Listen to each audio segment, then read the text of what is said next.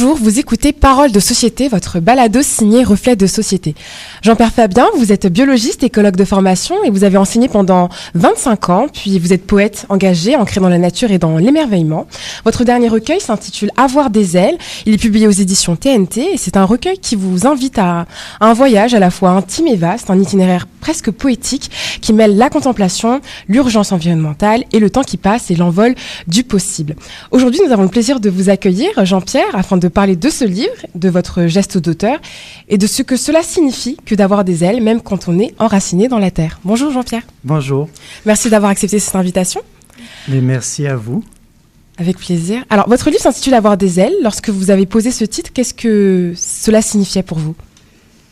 En fait, la plupart des poèmes qui sont dans ce recueil-là ont été écrits en 2025 ou 2024.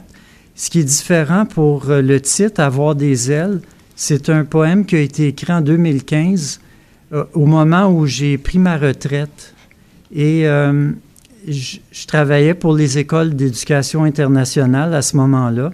Et il y avait une grande rencontre, 160 personnes, et j'avais préparé un texte et, pour remercier les gens. Puis à la fin, j'ai lu un poème qui s'intitulait « Avoir des ailes ».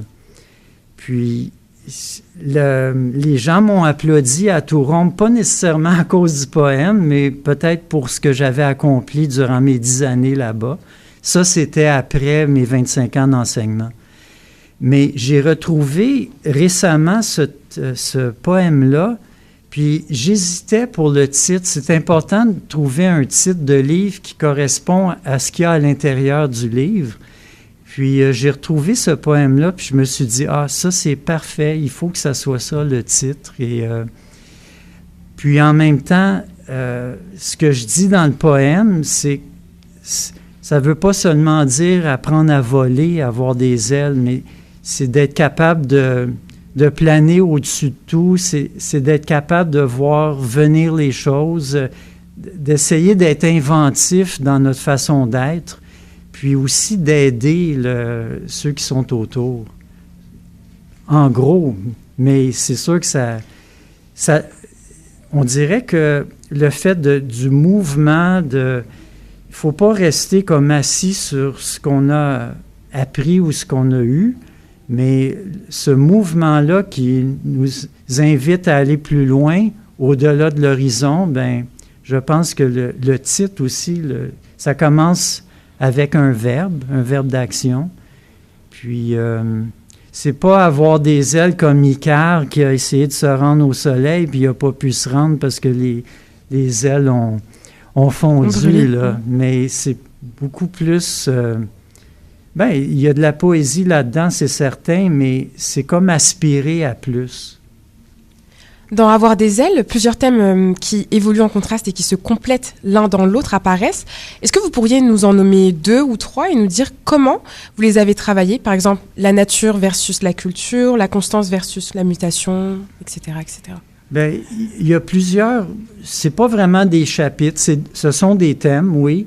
Le premier des thèmes, il s'intitule « Mes proches ». Alors, ce sont des personnes qui ont influencé mon parcours.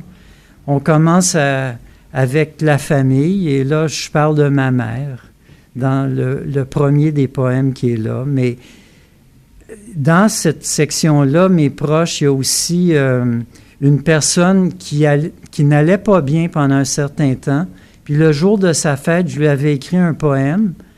Puis, quand est venu le temps de consigner les textes pour faire le manuscrit, je l'avais appelée pour lui demander si elle acceptait qu'on inclue dans mon recueil le poème que je lui avais écrit. Elle a dit que très souvent, elle le relisait, même si l'étape de sa vie, ça va beaucoup mieux que ça allait quand j'ai écrit son texte. Mais elle a accepté, puis ça m'a vraiment fait chaud au cœur d'être capable de dire qu'un poème peut aider quelqu'un à passer au travers d'une difficulté dans la vie. Ensuite, il y a l'autre partie. Je veux terminer dans la section « Mes proches » avec le poème qui s'appelle « Petite Mathilde ». C'est ma petite fille qui a 2 ans. Et quand elle est née, à son 3e jour, j'ai pu la visiter. J'étais chez mon fils et chez ma bru. Et qu'est-ce qui est arrivé, c'est que j'ai pas écrit le texte rapidement, mais j'ai retenu l'ambiance qu'il y avait dans la pièce. Tout le monde parlait doucement, la petite dormait.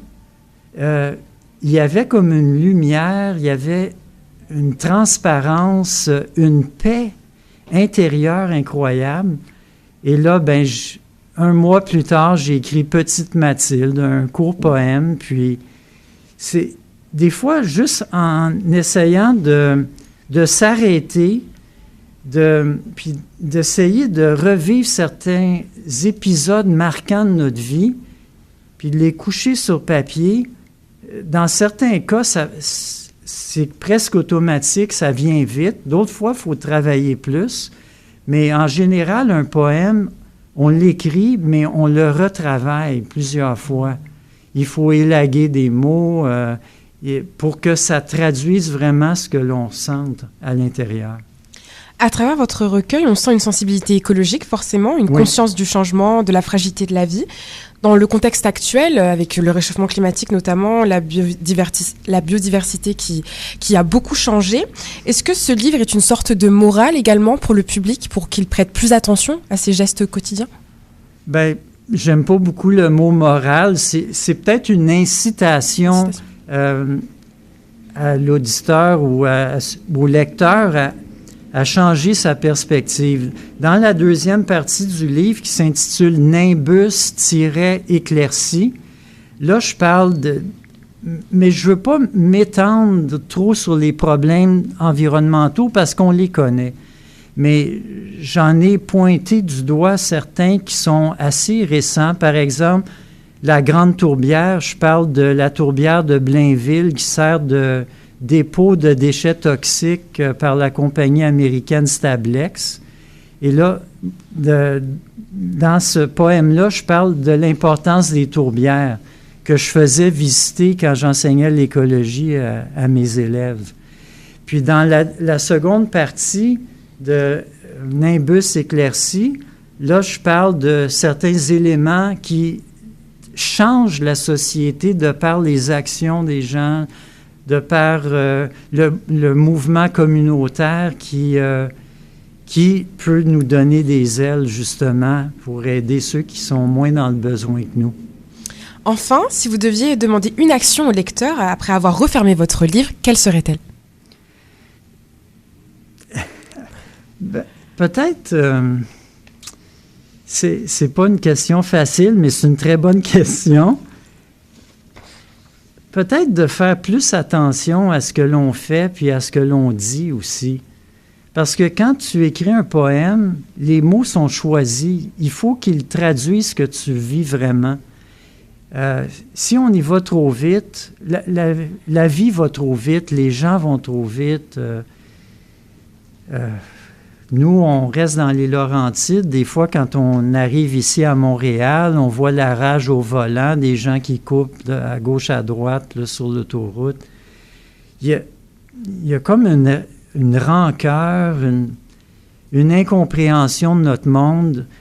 Peut-être juste de s'attarder aux mots que l'on dit, puis essayer d'être bienveillant, essayer de laisser de côté notre individualisme pour... Toi, tu es devant moi, qu'est-ce que tu aimerais, ce dont tu as besoin? Qu'est-ce que c'est? Est-ce que je peux faire la différence? Merci beaucoup, Jean-Pierre. Vous venez d'écouter Paroles de société, un balado original signé Reflet de société. J'ai eu l'occasion d'échanger avec vous, Monsieur Fabien, autour d'Avoir des ailes, donc votre ouvrage qui est disponible partout, notamment sur les éditions tnt.com.